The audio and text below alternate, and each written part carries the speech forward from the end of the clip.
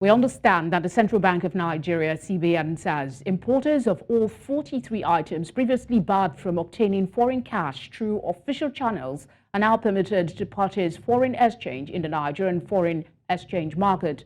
According to the CBN, it is dedicated to increasing efforts with existing partners to clear the FX backlog. A statement released reveals that to encourage price discovery, transparency, and credibility of rates, the CBN has further reaffirmed that the current foreign exchange prices should be referenced from platforms such as the CBN website, FMDQ, and other recognized or appointed trading systems. Nigeria has struggled with significant FX shortages, causing the naira to fall to a record low against the dollar. The naira has continued to depreciate due to an acute shortage of supply amidst a growing demand. The gap between the official rate and the parallel market rate has also continued to widen, even after the unification of rates at all the official windows using the parallel market rate as reference. To discuss this, we're joined by Ibifiri Bobmanuel, President, Rivers Entrepreneurs and Investors Forum. Thank you for giving us your time tonight. The CBN has decided to allow importers of previously restricted items to access foreign exchange. What impact did the initial FX ban have on the Nigerian economy? For instance, the ban was meant to, among other things, boost local rice production by making imported rice more expensive. Your thoughts? Well, I think it's going to really have an impact on the economy from the point of view of inflation. It's going to help to cool down the inflation rates of the country, but definitely it's going to have a negative impact on sectors like manufacturing, because if this imports ban is being lifted on these items, obviously the manufacturing interest that we have in the country would suffer, would take a nosedive, because they'll be faced with even bigger and better and more organized businesses that would come and do their business in Nigeria. So I think for us as businesses in the country, our greatest challenge is the fact that the policies are not cleared out. The policy directions are not clear, and we're faced with this back and forth flip-flops of such policies. You could remember 8 years ago, such imports were allowed into the country, and one day we just woke up and all of that had been banned. And today we're going back to where we started off from. It simply means that we're not really making progress in our drive for national manufacturing. And if we don't make those impacts, then obviously our job situation would actually suffer. But from the interim, you find out that is going to cool off what they call inflation, because foreign rice will come into the market, and obviously it's going to be a lot cheaper.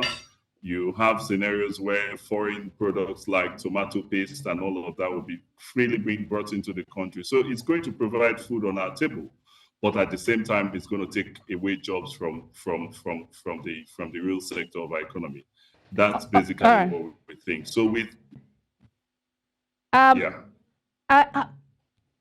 trying to, how do you see this policy change impacting the Nigerian economy and businesses? Yeah, basically that's what I've just pointed out.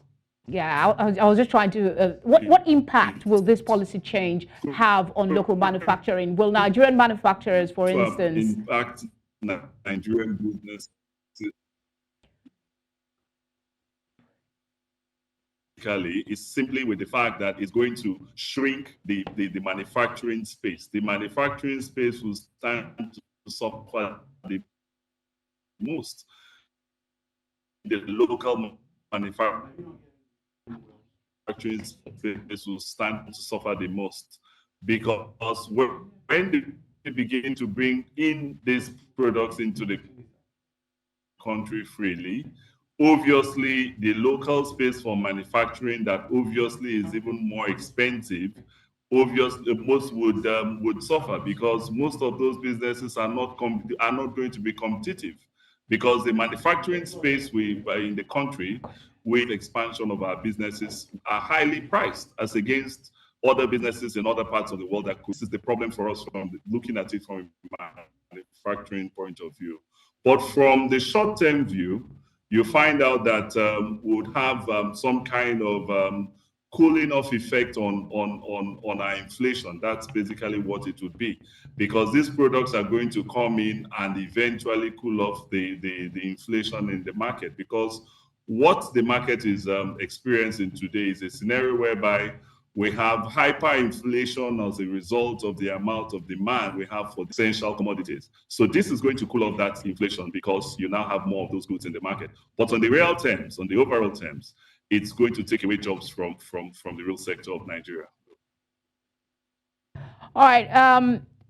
Despite the unification of official rates using the parallel market as a reference, the gap between the official and parallel markets continue to widen. What factors do you believe are contributing to this discrepancy? Yeah, the basic factors that are contributing to this discrepancies as a result of the fact that we are not producing enough in the country. Our production base, our production nerve is a little bit, it's very fragile. So we need to produce more to be able to reap the benefits of such unifications. But if we don't produce more and we import as much as we import, and the way it looks now, we're even going to be importing a whole lot more.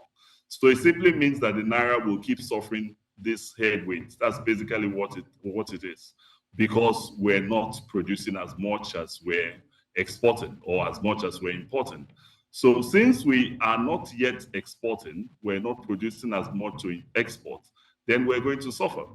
And such policies bringing us back to looking at it from an agricultural point of view, when you now have a scenario whereby we now could import items like tomatoes and rice and all of that, it's going to affect the little effort or the little impact that the such ban would have been able to bequeath the economy. Because today, we're not going to be talking that we ought to be talking about mechanized agriculture and expansion of our farms and all of that, from subsistence to mechanized agriculture. But as it is now, most investors would rather pick and choose the easy way out of it. And the easy way out of it is simply to import these items and sell directly to the market. So you save yourself the stress of going to set up a farm, own a farm, grow the farm, expand, mechanize the farm, and at the end of it, you go through the processing chain. So all of that value chain would have been shut out with this single policy. With the fluctuation of the Naira, what strategies should businesses employ to manage their foreign exchange risk effectively? That's a very difficult question to answer. Yeah, the most effective policy would be obviously to scale up on your businesses and see if you could begin to export some of those items.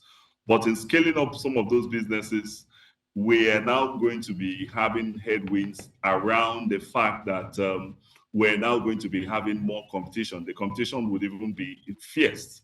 So the central bank needs to go one step beyond just coming up with the lift of the ban. The central bank needs to find a way to see how they could enhance our local production and our local manufacturing end of the whole scheme. Because if they just lift the ban and allow the local manufacturers at the expense of the foreign competitors, they obviously would be having issues.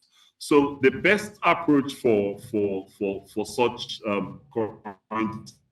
currency fluctuation would definitely be to seek ways of exports. Because if you could go into exports, ride with the winds of such currency for fluctuation, because you'll be earning in dollar, that's basically the most ideal way to go about it for every business, for every local Nigerian All right, business. thank you very much for speaking with us. We appreciate your time. Thank you. Most welcome.